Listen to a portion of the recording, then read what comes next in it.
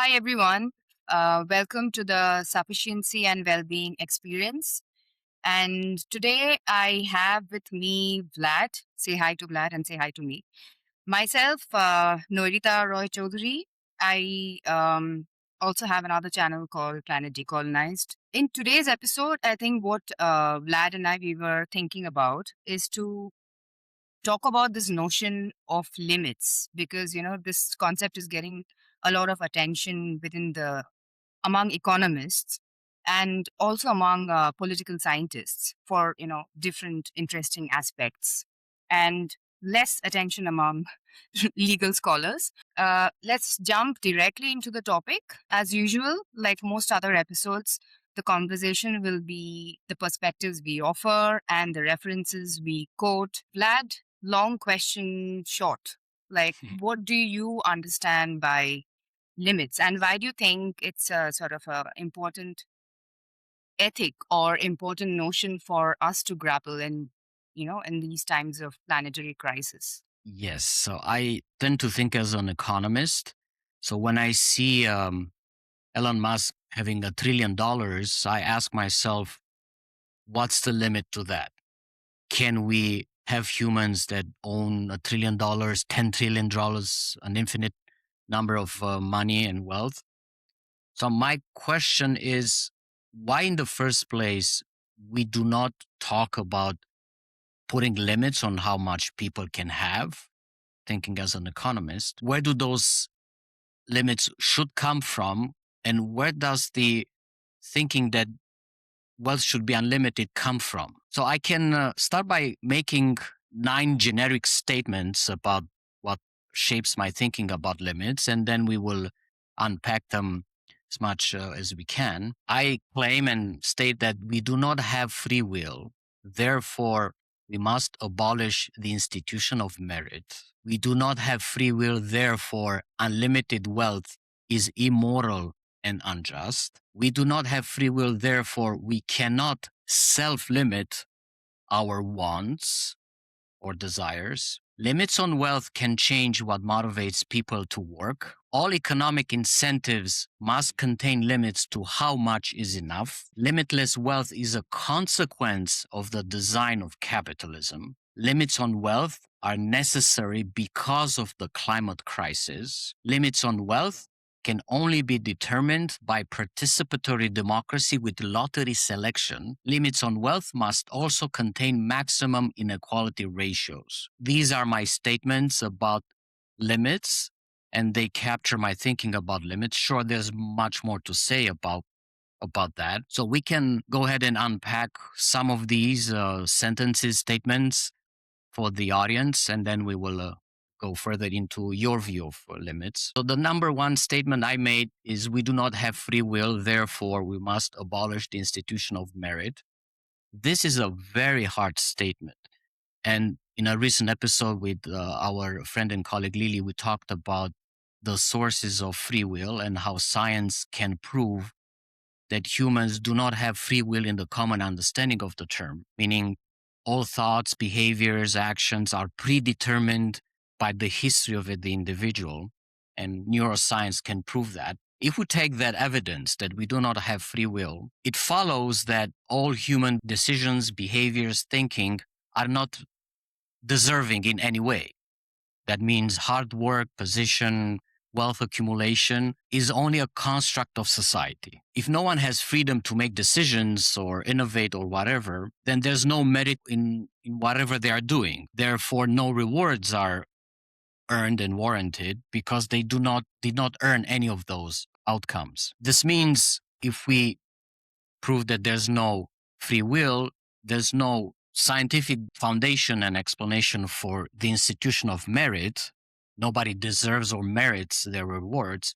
Therefore, we can abolish the institution of merit. And this is a way of looking at limiting the capacity of people of earning as a consequence of the supposed hypothesis that they have free will. To me, this sounds like you're taking a moral lens to sort of frame limits. And then you go into the material aspects, like how morality and the material conditions or the everyday living conditions of people are like sort of related. There is a strong connection. Like, Mhm. so economics as a discipline should start with a certain moral foundation and get that right in order for us to sort of, organize a certain society within planetary boundaries. Is that how you are Yes. thinking? Or, okay, yeah, Yes, okay, that's right. I all think right. the entire economic system is built on a set of assumptions Hmm. that are have a moral dimension. And one of the assumption hypotheses you make is the fact that we do not have free will. Exactly. Yes. Yeah. I mean, that's also like sort of to me, from a global south perspective, it's quite obvious that we do not have free will.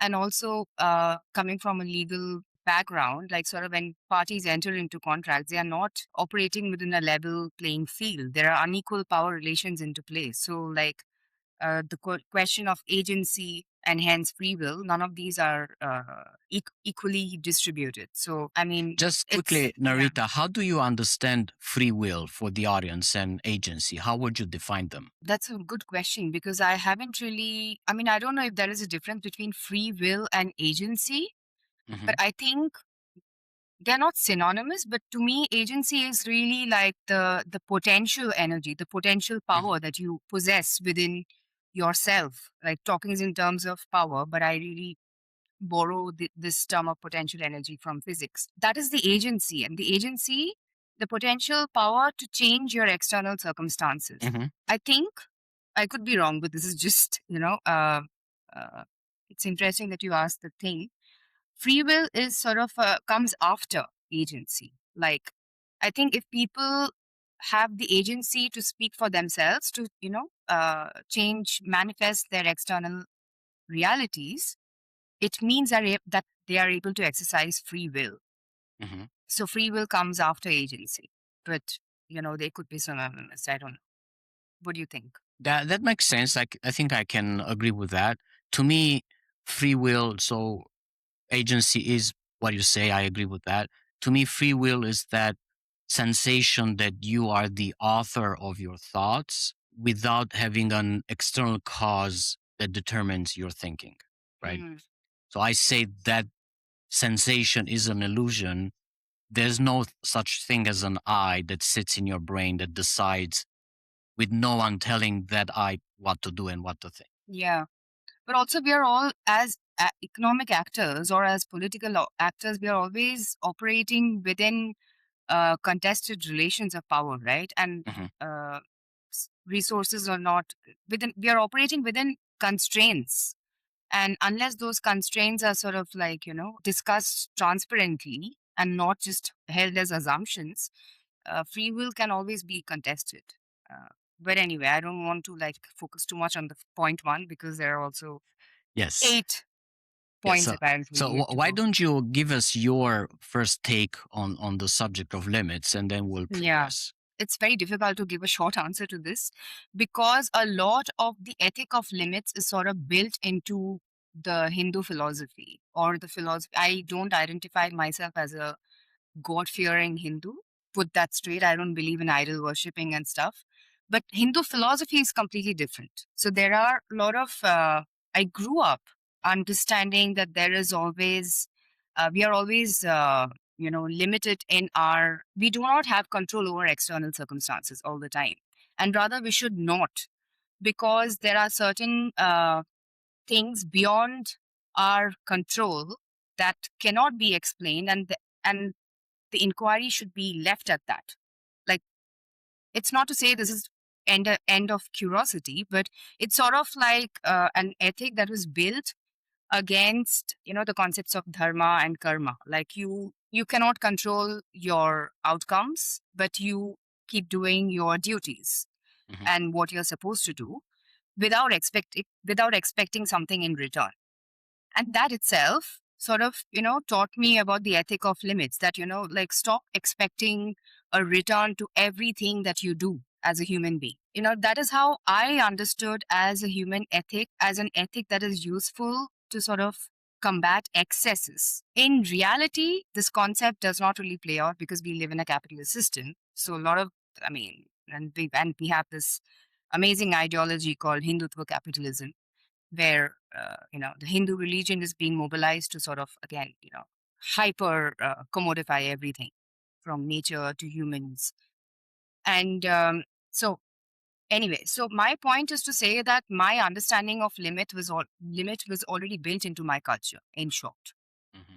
And when I started my PhD project, which was to basically understand how rural communities in eastern India who are affected by water scarcity and droughts, all the farmers who are affected by extreme climate disasters, how they are adapting to climate crisis.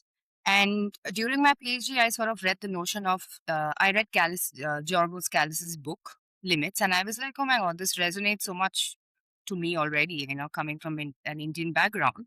But what I saw was a global South perspective on limits was missing, in the sense that um, I was more curious as to how climate affected communities identify as limits, and what kind of, like, how are they operating within the capitalist system, and I noticed that many communities, in order to adapt, farmers especially, for example, when prolonged periods of drought occurred, many farmers sort of downscale their farming without complaining. They were like, okay, fine, this is nature's wrath.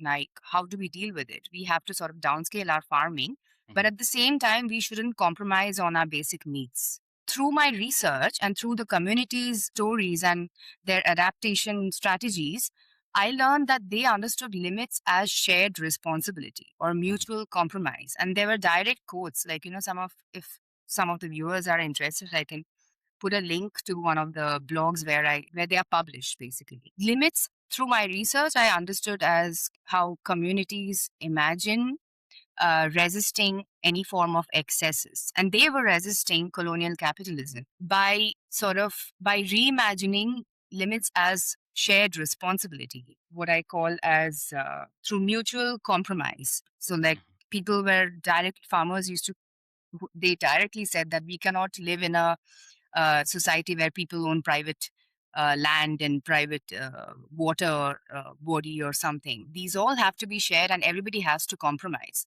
So they were not even thinking in terms of rights language, they were thinking in terms of responsibility language. Hmm. From that perspective, limits is again, yeah, mutual compromise, and also it's responsibility based and not rights based. This is very interesting, Narita, and it made me think about this dichotomy between needs and wants. And Mm. I'm curious to know how South Asian cultures see this dichotomy, needs versus wants. This was captured by a framework invented by Chilean economist Manfred Max Neef in the 80s.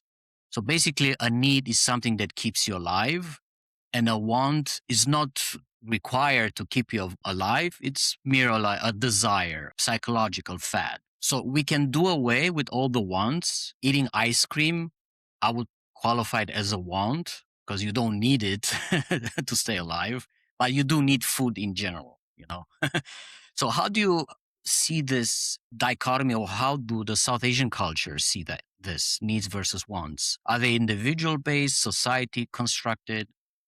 Do they have a role to play with understanding limits? Yeah, I mean, first of all, I don't see South Asian as a homogeneous community. Given the fact that a country like India itself, it's so ethnically and religiously diverse, and so I think the first thing is to dismiss the homogeneity of the South Asian communities, and then also, like, look at it sectorally, Hmm. like, look at urban dwellers differently from rural farmers, and also segregate farmers based on the amount of resources they hold. Landless farmers will have completely different understandings of needs versus wants, and as compared to any a big farmer with, like, over 10 hectares of land, whose notion of needs and wants would be very different. This is really an anthropological question, and culturally it just goes back to the facts that it is very diverse. In this conversation today, it's really important to understand how we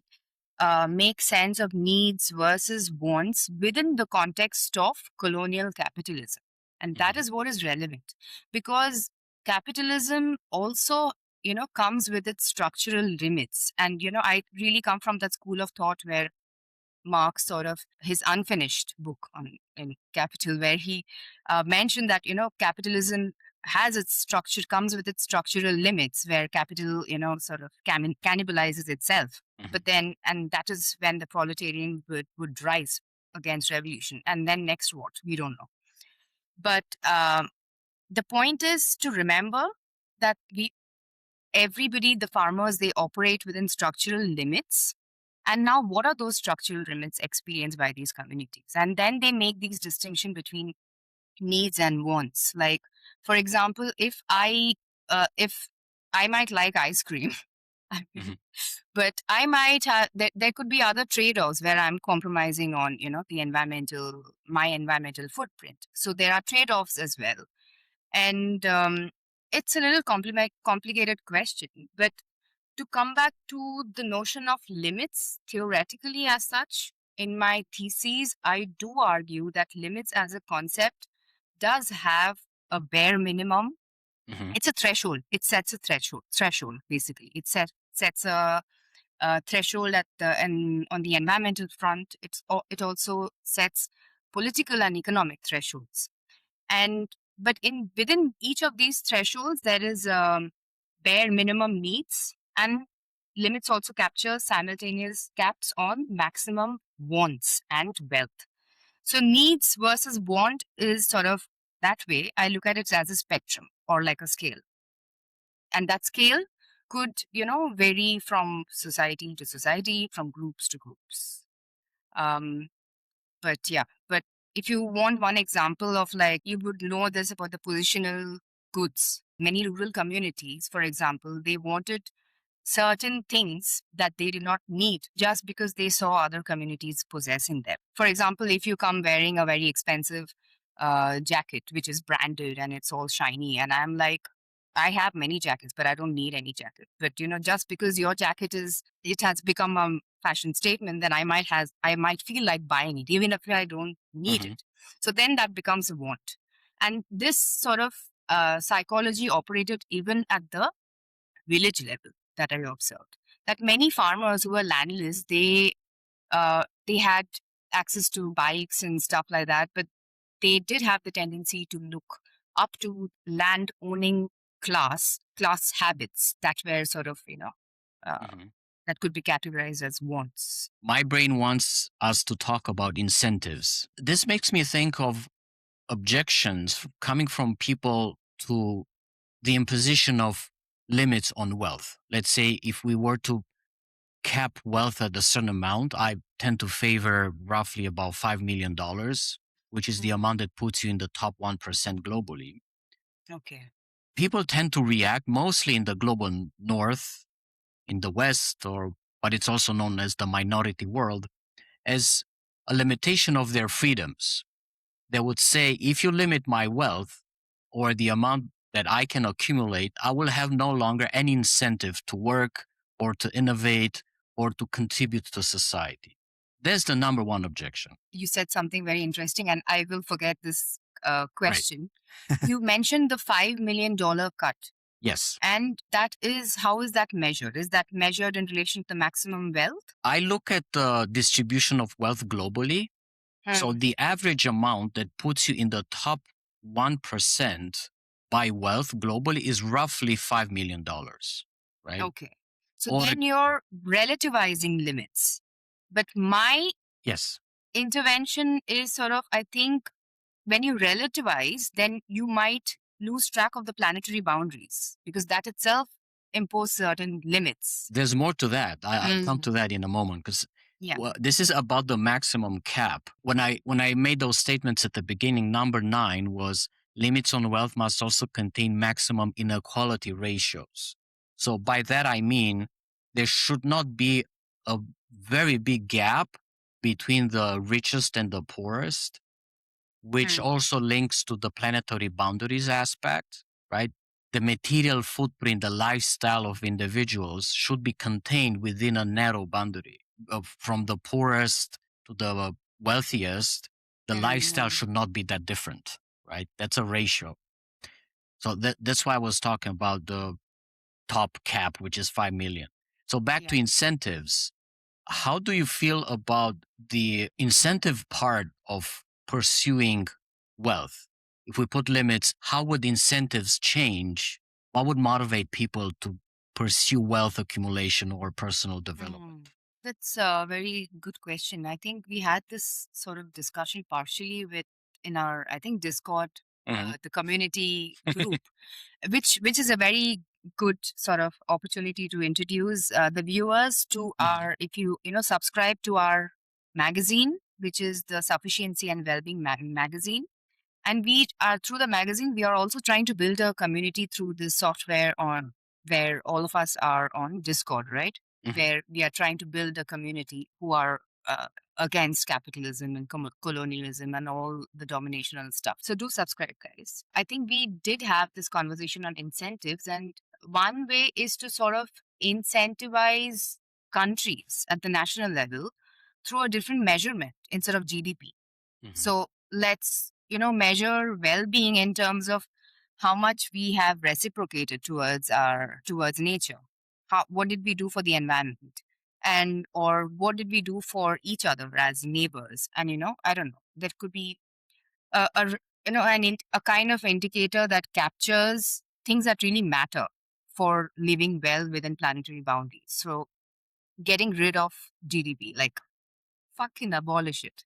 Hmm. That is the first incentive at the national level. I think that could change a lot of things at the, subnational level, but also like cultural incentive. For example, in India, there is a huge cultural impact Bollywood has, like Hmm. film industries and also like Netflix, everything that people watch, media, culture, existing culture reinforces what is visibilized in popular media and vice versa. The media could really offer as a good incentive, like, through practices, not just through, dialogues and stuff like that. Invest on films that talk about these stuff, this thing of like how living in a socialist society and socialist country is actually quite interesting, and where we build communities rather than we have fun together, we do many things without living boring lives of like of as being passive recipients of like consumerism.